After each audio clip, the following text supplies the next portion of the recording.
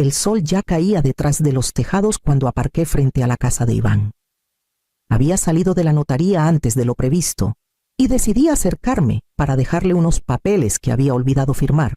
Nada urgente, pero siempre encontraba una excusa para verlo, aunque solo fueran 5 minutos. Llevaba días sin responder mis mensajes y en el fondo quería confirmar que todo estuviera bien. Subí los 3 escalones del porche con el sobre apretado entre los dedos. Me detuve al llegar a la puerta. Dudé entre tocar el timbre o simplemente empujarla como solía hacer. Pero entonces oí mi nombre.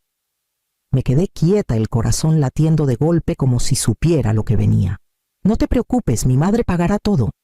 «Siempre paga», dijo Iván con esa seguridad hueca que usa cuando cree tenerlo todo controlado. Mi respiración se detuvo. Me acerqué unos centímetros más, apenas rozando la persiana entreabierta. «Son 3 millones, Iván», susurró Noelia casi con pánico. «No es cualquier cosa». «Lo sé», respondió él seco. «Pero si no cubrimos esa auditoría antes del viernes, esto se va a hundir. ¿Quieres perderlo todo? Ella tiene el dinero, y la pensión, y la casa, le sobra». El nudo en mi estómago se apretó. No era solo la cifra, era el tono, la frialdad, la naturalidad con la que hablaban de mí como si fuera un cajero automático con nombre de madre. «¿Y si se niega?», preguntó Noelia, aunque sonaba más como una excusa débil. «No se va a negar. Llora un poco. Dile que los niños te ven estresada. Siempre cae. ¿No viste cómo nos dio los 800.000 cuando dije que tenía ansiedad? Silencio». Luego, una risa baja, contenida. «La verdad es que es tan fácil». Me alejé de la puerta temblando como si el aire de ese porche ya no me perteneciera. Bajé los escalones sin hacer ruido, conteniendo cada paso, como quien huye de un incendio sin abrir la boca. Cuando subí al coche, no encendí el motor. Me quedé allí con el sobre en las rodillas, sintiendo como algo dentro de mí se rompía lento sin hacer sonido. Esa noche, al llegar a casa, no cené. Abrí mi portátil. Empecé por el banco. No toqué la puerta. No quise que me vieran ni que notaran que estuve ahí, que los escuché desnudos de cualquier cariño. Bajé del porche con la espalda erguida y el corazón hecho trizas, con una dignidad muda que dolía más que cualquier grito.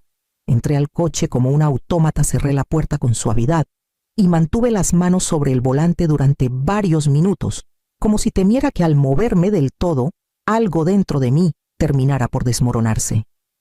Conduje sin recordar bien las calles. Me crucé semáforos que no vi, gente que no registré. El mundo seguía girando, pero el mío había frenado en seco en aquella persiana entornada. Al llegar a casa, dejé el sobre en la entrada y me senté en el comedor sin quitarme el abrigo. No prendí la luz. Solo me quedé mirando el reflejo de la ventana como si pudiera encontrar en mi rostro alguna explicación que no doliera. Esa noche no dormí. El sueño me rehuía como si supiera que no había consuelo posible. Abrí la laptop. Ingresé a mi cuenta principal, luego a la de ahorros. Luego a esa pequeña cuenta de inversión que casi había olvidado. Revisé movimientos antiguos, fechas, nombres. Cada transferencia llevaba un recuerdo que ahora sabía falso: los 800.000 para el coche de Iván, los 350.000 que pedían solo por esta vez, cuando Noelia perdió el trabajo, los 600.000 de la boda. En total, más de 1.800.000 entregados, con la ingenuidad de quien confunde el amor con la disponibilidad incondicional. Y nunca, ni una sola vez, devolvieron nada. Cerré el portátil y apoyé los dedos sobre la tapa. Antes habría llorado. Antes habría ido a buscar una explicación, una disculpa, una razón para perdonar. Pero esa noche no. Esa noche, en lugar de buscar respuestas, empecé a planear. Con una calma nueva, desconocida, abrí un cuaderno y escribí una sola palabra en la primera página: protegerme. Y con esa palabra en mente, abrí de nuevo la laptop y comencé a mover mi dinero. A las 7 de la mañana ya tenía todo claro. No me servía llorar ni buscar consuelo en nadie. Esa conversación no había sido un desliz ni un malentendido, era un plan deliberado, meticuloso, frío. Y si ellos podían planear mi ruina con tanto cálculo, yo también podía planear mi defensa con la misma precisión. Empecé por lo básico. Abrí nuevas cuentas en un banco que jamás había mencionado a Iván ni a nadie más. Transferí cada peso con discreción, fragmentando las cantidades para que no despertaran alertas. Saqué pequeñas sumas en efectivo que escondí en sobres dentro de mi casa, como quien guarda sal en tiempos de guerra. Luego congelé las tarjetas antiguas, cambié contraseñas, desactivé accesos móviles. Activé la doble verificación en todo. Incluso anulé el acceso de emergencia que Iván tenía desde que operaron a su padre y yo necesitaba ayuda con la banca online. Todo eso ya no existía. A media mañana ya estaba todo hecho. Un movimiento invisible quirúrgico. Por fuera mi vida seguía igual, la misma bata de estar por casa, el mismo café templado en la taza, el mismo silencio en los pasillos. Pero por dentro todo había cambiado. Al día siguiente, a las 8 en punto, empezó la tormenta. Primero un mensaje corto de Iván: mamá, necesito hacer una transferencia urgente. ¿Me autorizas? Lo ignoré. 10 minutos después, otro. ¿Qué pasa con la cuenta de respaldo? No me deja entrar. Luego, una llamada. Después, otra. Luego, los mensajes empezaron a cambiar de tono. ¿Qué hiciste? ¿Por qué no respondes? Te pasas de la raya, mamá. Esto no se hace, no me obligues a ir. No contesté ninguno. No bloqueé su número tampoco. Solo lo dejé sonar. Sentada en la cocina con las manos cruzadas sobre la mesa, me limité a observar el teléfono vibrar y apagarse una y otra vez, como si fuera un animal herido que aún no entendía que la presa había escapado. Y mientras tanto abrí la libreta donde había escrito aquella palabra y debajo añadí una nueva: blindarme. Porque esto apenas comenzaba. El tercer día fue Noelia quien llamó. Su nombre apareció en la pantalla y durante un segundo dudé. No por ella, sino por los niños, por Gael y por Alma, por sus dibujos en mi nevera, por las galletas que hacíamos los sábados, por sus risas llenando mi casa, mientras corrían de un lado a otro con calcetines torcidos. Apreté el botón verde. «Hola, Brígida», dijo con voz quebrada. «¿Podemos hablar?» Guardé silencio. Ella sollozó. Sabía que estaba llorando, sí, pero también sabía que era una función, y aún así, dolía. «No sé qué está pasando entre tú e Iván, pero los niños están sufriendo. No entienden por qué ya no vamos los domingos. Gael pregunta por ti. Alma quiere enseñarte su dibujo nuevo». Me mordí el labio. No respondí. «Mira», dijo bajando el tono. «Él no lo va a admitir, pero está desesperado. Si no conseguimos ese dinero, todo se va a ir al traste». Y hubo un silencio largo. Lo supe antes de que lo dijera. «Si no ayudas, Brígida, no podremos seguir con las visitas. Con lo mal que está Iván, no es buen ambiente para los niños. Mejor no enredarlos más». La amenaza disfrazada de preocupación. El chantaje envuelto en celofán. «¿Me estás diciendo?», dije al fin con voz baja, «que si no les doy el dinero no veré más a mis nietos?» «No, no es eso», se apresuró. «Solo digo que todo está muy tenso ahora. No queremos que ellos sufran más. Ya». Corté. No grité. No supliqué. Solo colgué y dejé el teléfono sobre la mesa como si quemara. Me quedé mirando al vacío con el corazón encogido. Usaban a los niños, a mis niños, como moneda, como palanca, como castigo. Y esa fue la confirmación que necesitaba. Ya no era solo un abuso, era una guerra. Y en la guerra una también debe elegir cuándo dejar de defender lo perdido y empezar a proteger lo que aún no te han arrebatado. Esa misma tarde saqué del cajón el número de Laureana Peral. No lo escuché llegar. Simplemente apareció en la puerta de mi cocina con el rostro desencajado y los ojos brillando de rabia. Llevaba el abrigo aún puesto como si ni siquiera hubiera considerado que tal vez no sería bienvenido. No saludó, no pidió permiso. Entró como lo había hecho toda la vida, como si esta casa fuera una extensión de sí mismo. «¿Qué estás haciendo, mamá?», preguntó sin rodeos. «¿Por qué me bloqueaste las cuentas? ¿Por qué no contestas? ¿Te volviste loca?». No dije nada. Estaba sentada con un té ya frío entre las manos. Lo miré simplemente. Y eso fue suficiente para encender la mecha. «Necesito esos 3 millones. Ya. Es un préstamo, un apoyo. Como siempre, la palabra siempre cayó como una piedra. Siempre. La usó como argumento, como justificación, como derecho adquirido. Siempre he estado para ti. Siempre te he ayudado. Siempre he dicho que sí. Siempre he sido la que cubre, la que entiende, la que perdona. Y él lo sabía. Por eso estaba allí exigiendo. ¿De verdad piensas que puedes darme la espalda? Ahora siguió la voz subiendo. ¿Qué te cuesta? Tú no tienes deudas, no tienes gastos, no haces nada con ese dinero. ¿Para qué lo quieres? Me incorporé con lentitud. Dejé la taza sobre el plato y lo miré directo a los ojos. Todo le dije.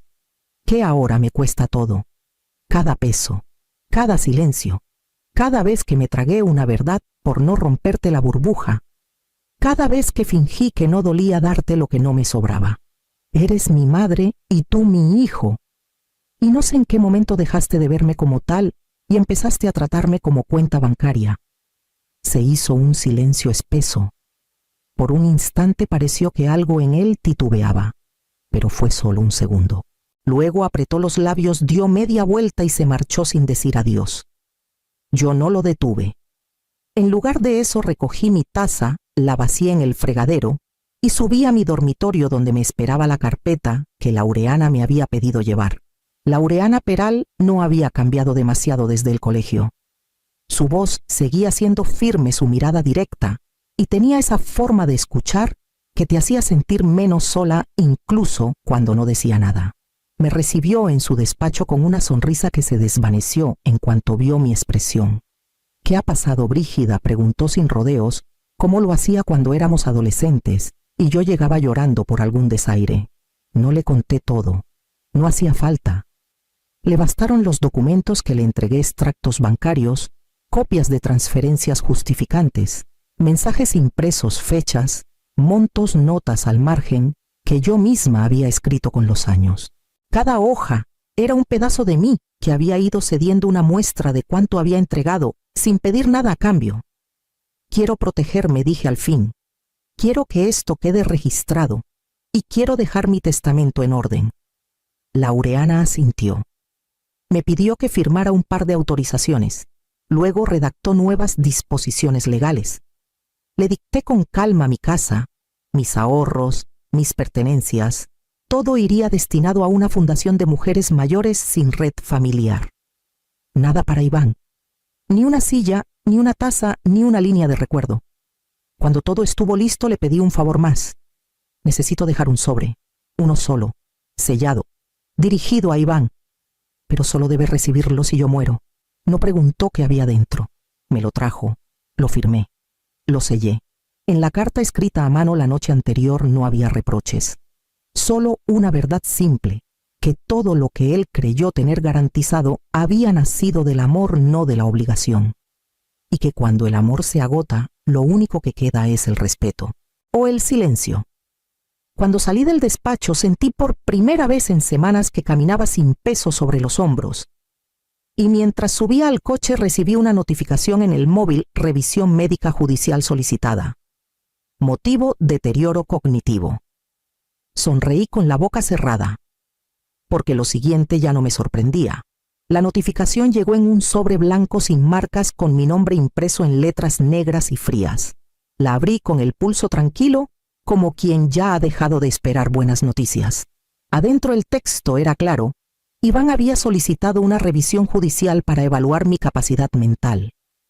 Alegaba que mostraba signos preocupantes de confusión y posible deterioro cognitivo, y pedía que se me nombrara un tutor legal para manejar mis finanzas.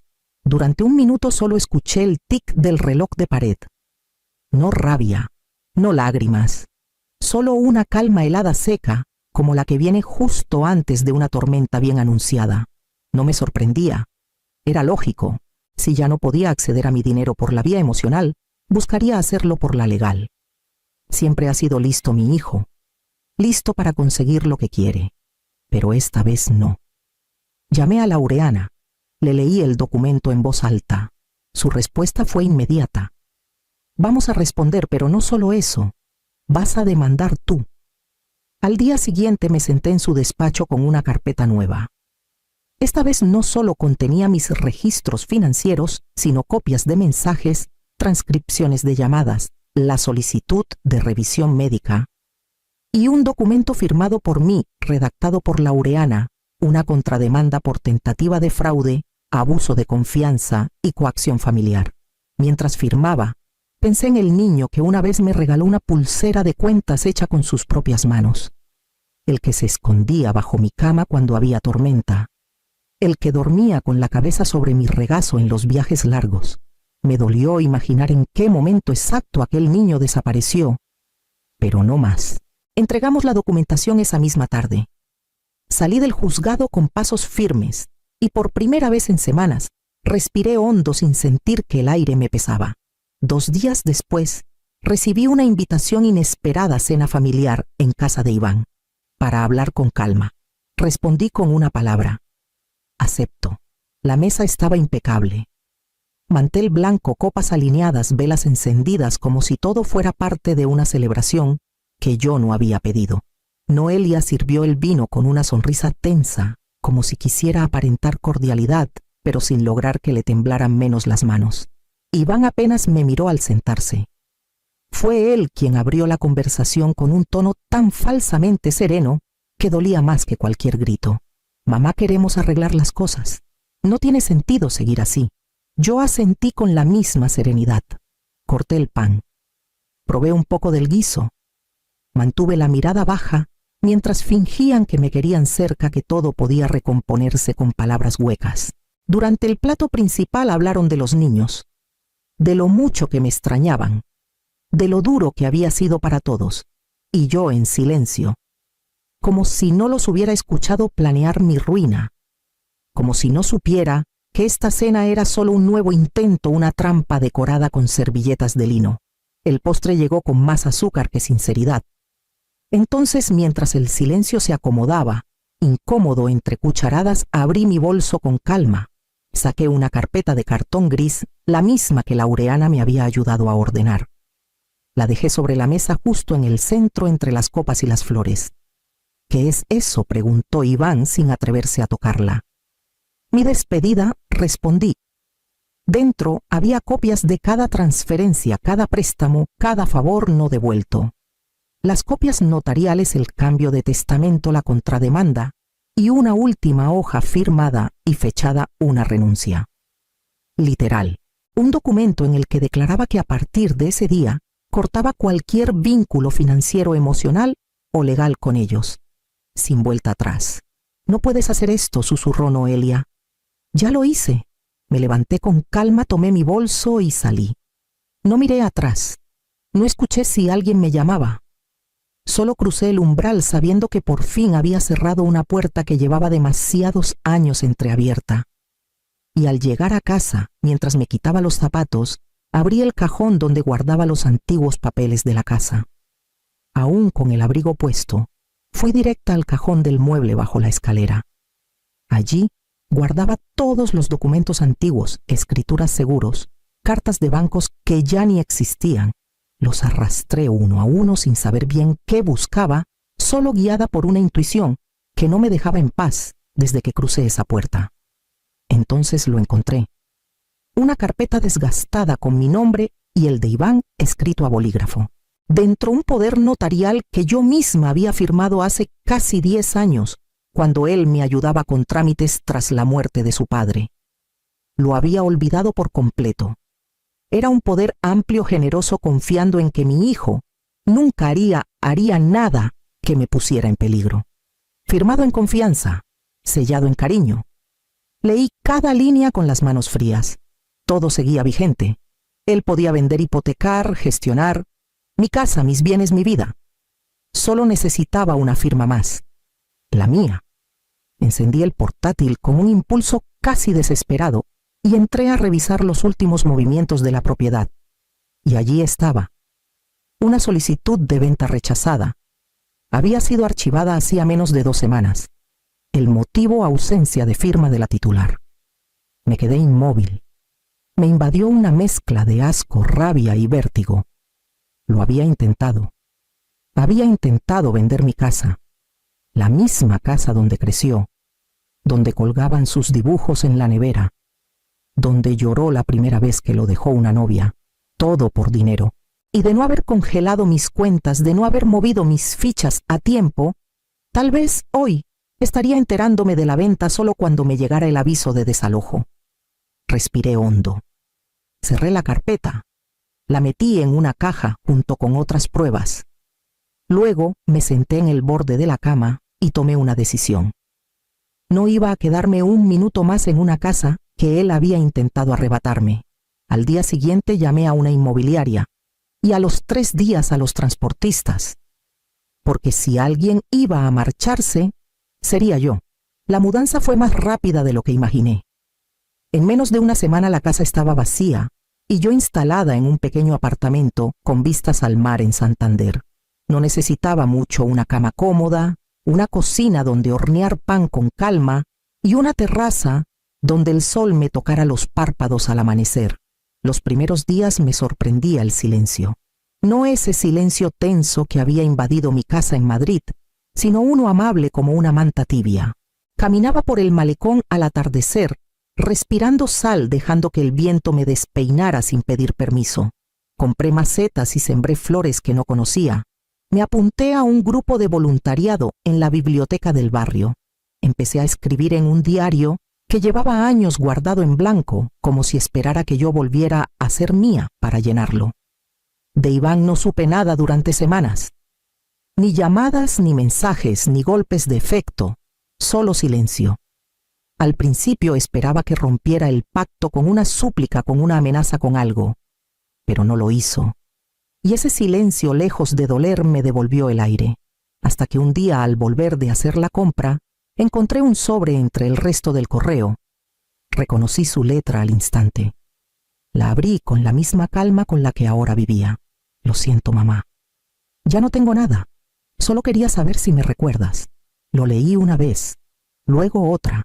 No decía más. No pedía nada, pero tampoco ofrecía lo que nunca se atrevió a dar cuando todavía era posible. Fui a la cocina, encendí una cerilla y lo quemé sobre el fregadero.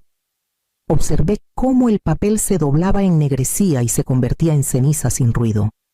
No por odio, no por venganza, sino porque ya no necesitaba más respuestas.